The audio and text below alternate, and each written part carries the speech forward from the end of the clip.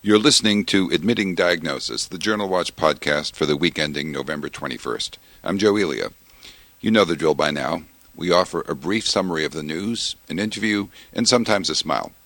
And we do all this to keep your brain occupied while mowing your lawn or shoveling your driveway.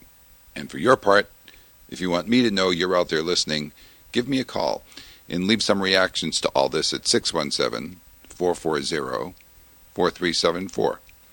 Here we go. First, the top three headlines. Statins cut risks from cardiovascular events in patients with normal cholesterol but high CRP. Guidelines offered on second-generation antidepressants.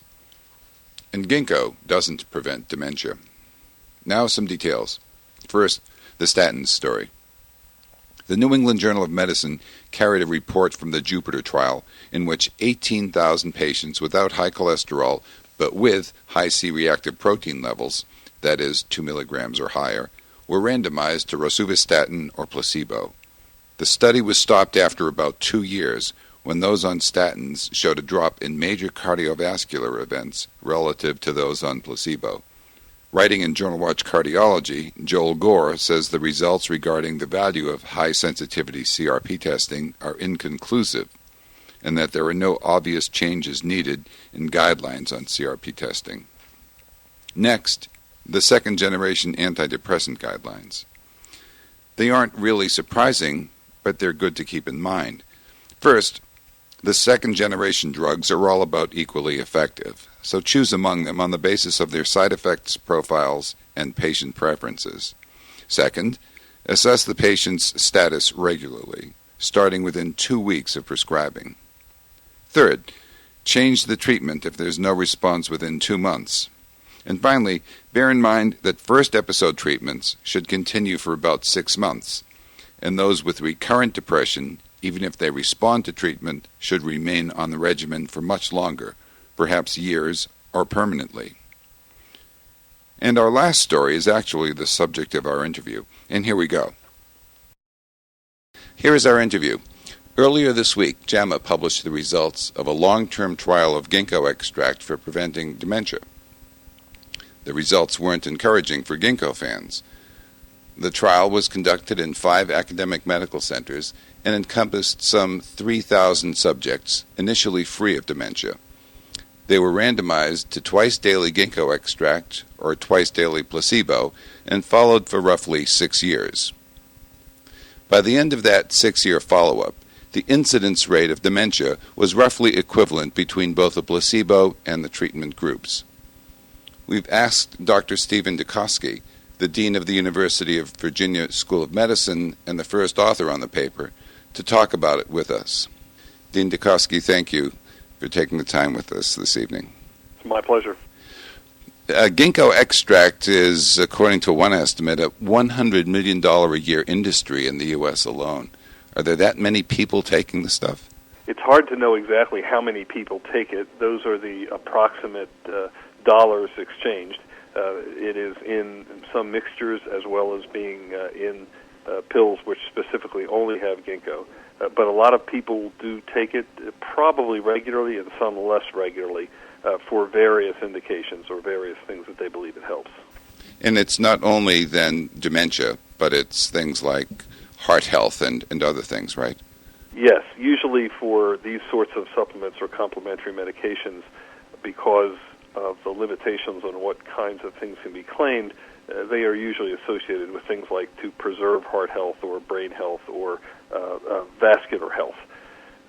It does have some multiple kinds of applications for everything from arthritis to cardiac health to vascular disease to tinnitus, for which there does appear to be some evidence that may be helpful.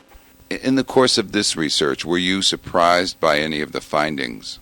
I think it's better to characterize my reaction as disappointed rather than surprised. Mm-hmm. We knew that there was a biological rationale. There are powerful antioxidants in the extracts of ginkgo that are sold over the counter.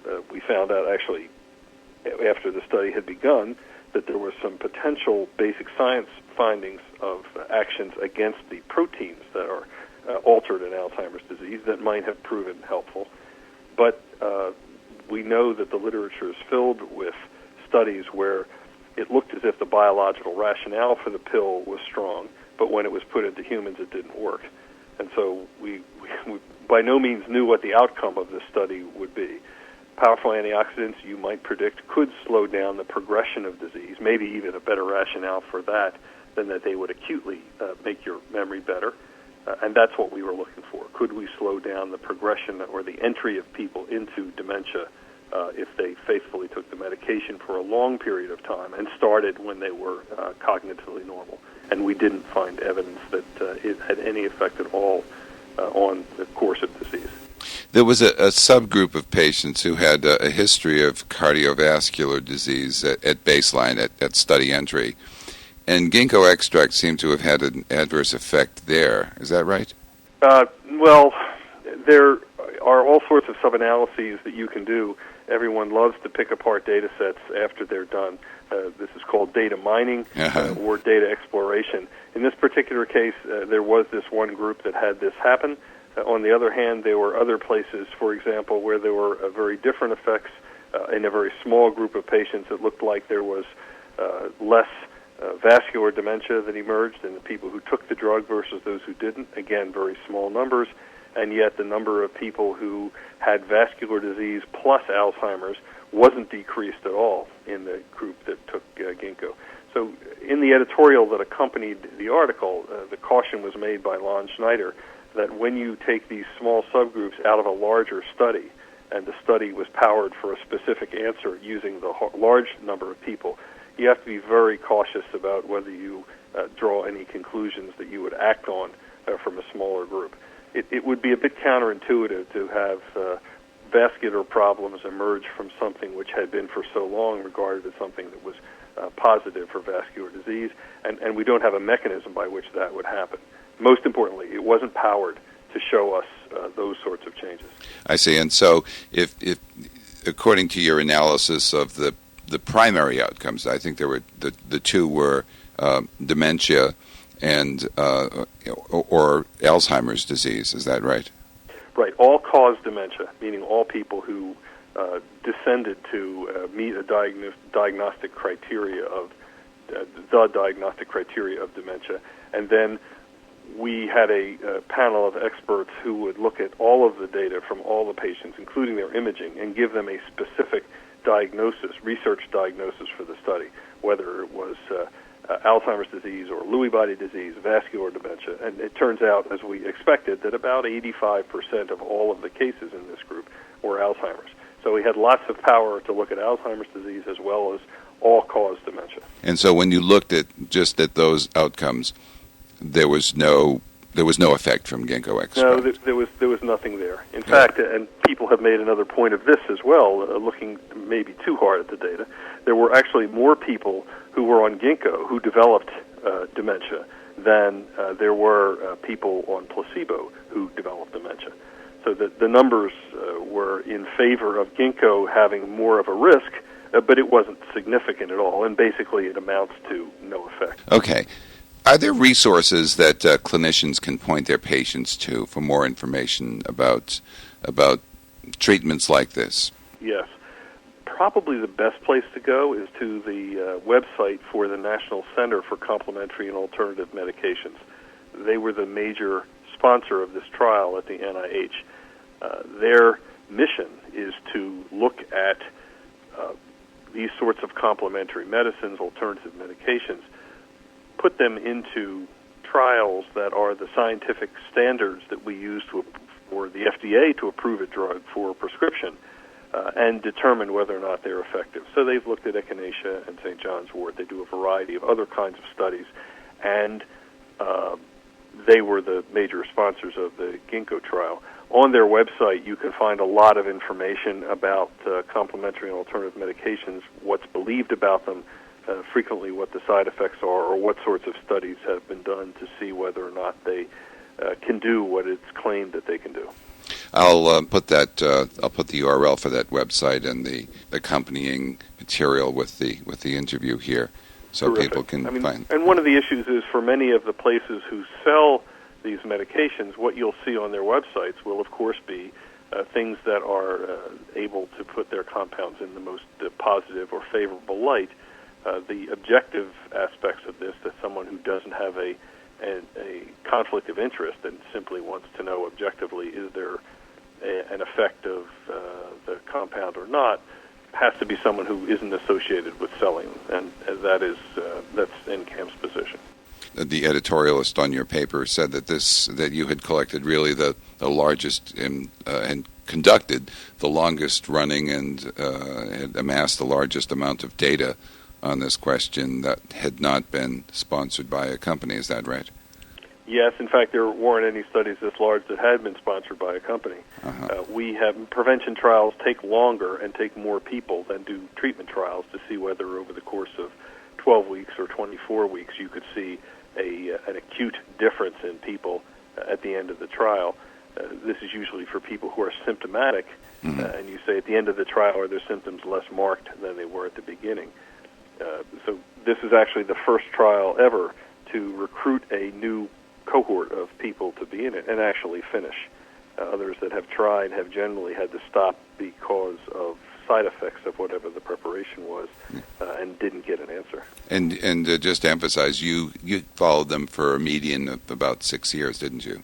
Yeah, 6 years, I believe, was the numerical average, a little over 6 years. Oh, we started recruiting for this study in the fall of 2000. We completed recruitment of the 3,000 people in the spring of 2002, and we were waiting for the number of cases to convert to dementia that we knew would allow us to do the statistical tests. And that ended up occurring in the spring of 2008. So people who might have come in and stayed with us all the way from the fall of 2000 up until 2008 could have spent as much as 7.5 years in the study. And so we had some people out that far, but overall the average was about 6 years, clearly enough to let us know whether we were having a signal or not. How might physicians talk to their patients about things like, well, specifically about ginkgo extract, given the results that you have? Are they safe in saying that it has no effect, and if it makes you feel better, go ahead and take it? But I think that's a reasonable assumption for people who are in the older age group, which was the group that we studied. So if you come in to see, or if someone comes in to see you, and they're 72, 73 years old, and they're saying, like many people, one of the things that I really fear is that I will develop Alzheimer's disease. Should I take ginkgo to help ward it off? I think the answer now is no. There isn't any evidence that taking this for a number of years will decrease your risk of the disease. It's not being able to answer that question the other way that we found so disappointing. My own rule for my patients when they ask me about complementary and alternative medicines, especially if they have one they want to take, is three things. First, it can't interfere with the medications that they are already taking that they have to take either for Alzheimer's or for other disorders. Second, because it isn't proven, it can't be too expensive that it would break the family, but they somehow feel they have to do something for their family member. And third, it can't have too much in the way of side effects or toxicity, because given the fact that we don't know and, in fact, don't think it is likely to be effective, it certainly isn't proven to be effective, my tolerance for toxicity is low, and my tolerance for patients spending a lot of money taking it is very low. Well, that's good advice, Dr. DeKosky. I want to thank you again for talking with us this evening. Oh, you're welcome. And finally this week, we've got a big holiday coming up, Thanksgiving, and so we won't have a podcast next week, not even a reprise. We'll be back the first week of December. Have a lovely holiday and a safe one, too. If you'd like to leave a comment, call 617-440-4374. I'd love to have your thoughts. Links for all stories are available at podcasts.jwatch.org, where you will also find a collection of previous editions. The executive producer for Admitting Diagnosis is Adore Yano. Join us in 2 weeks, won't you? Thank you for listening. For the Journal Watch podcast, I'm Joe Elia.